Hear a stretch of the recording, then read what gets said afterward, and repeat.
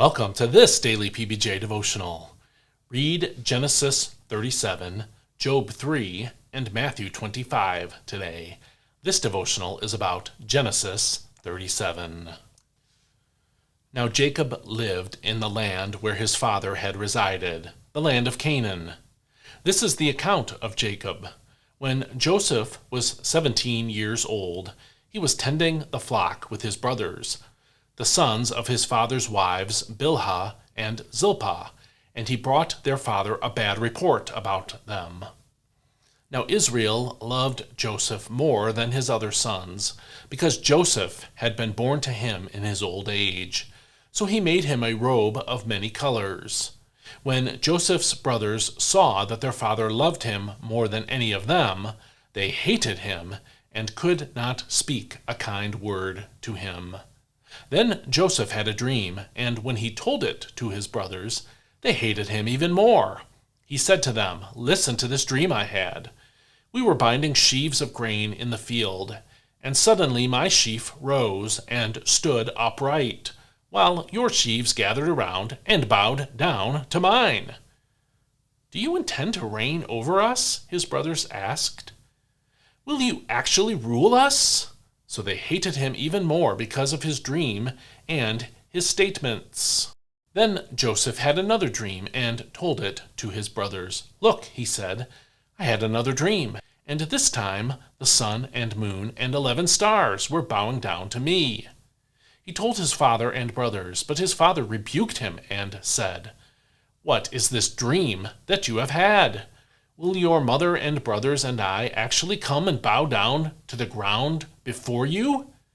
And his brothers were jealous of him. But his father kept in mind what he had said.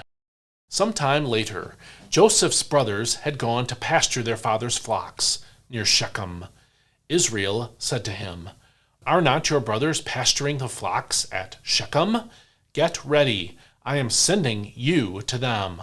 "I am ready," Joseph replied. Then Israel told him, "Go now and see how your brothers and the flocks are faring, and bring word back to me." So he sent him off from the valley of Hebron. And when Joseph arrived in Shechem, a man found him wandering in the field and asked, "What are you looking for?" "I am looking for my brothers," Joseph replied. "Can you please tell me where they are pasturing their flocks?" "They have moved on from here," the man answered. "I heard them say, 'Let us go to Dothan.'" So Joseph set out after his brothers and found them at Dothan. Now Joseph's brothers saw him in the distance, and before he arrived, they plotted to kill him. "Here comes that dreamer," they said to one another. "Come now, let us kill him and throw him into one of the pits. We can say that a vicious animal has devoured him. Then we shall see what becomes of his dreams." When Reuben heard this, he tried to rescue Joseph from their hands. "Let us not take his life," he said. "Do not shed his blood.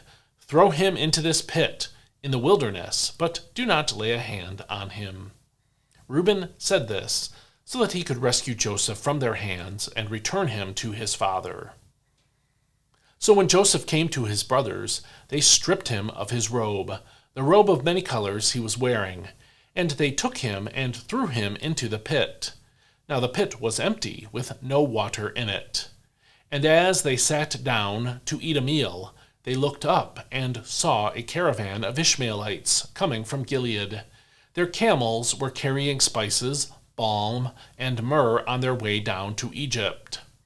Then Judah said to his brothers, "What profit will we gain if we kill our brother and cover up his blood? Come, let us sell him to the Ishmaelites, and not lay a hand on him, for he is our brother, our own flesh." And they agreed. So when the Midianite traders passed by, his brothers pulled Joseph out of the pit and sold him for 20 shekels of silver to the Ishmaelites, who took him to Egypt. When Reuben returned to the pit and saw that Joseph was not there, he tore his clothes, returned to his brothers, and said, "The boy is gone. What am I going to do?" Then they took Joseph's robe, slaughtered a young goat, and dipped the robe in its blood.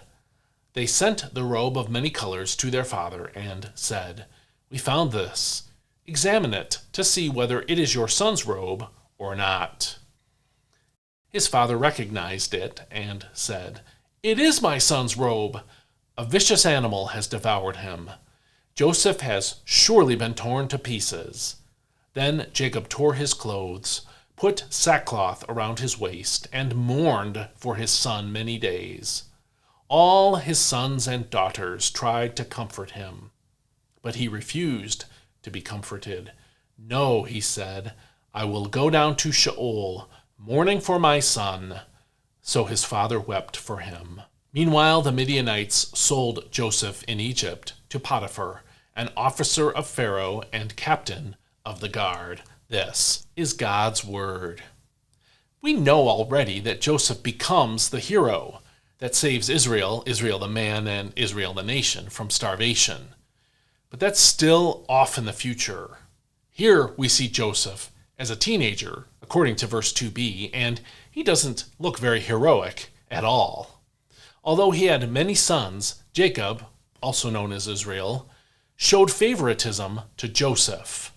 We see that stated directly in verse 3, which says from the NIV, "Now Israel loved Joseph more than any of his other sons." The benefits Joseph received as the favorite son were, 1, the ability to tattle on his half-brothers, according to verse 2. And this suggests that Joseph had some kind of supervisory role over the other sons of Israel. You can see verse 14 for more about that. The second benefit was the ornate robe that Israel made for Joseph, according to verse 3. But there was a price for this favoritism, too.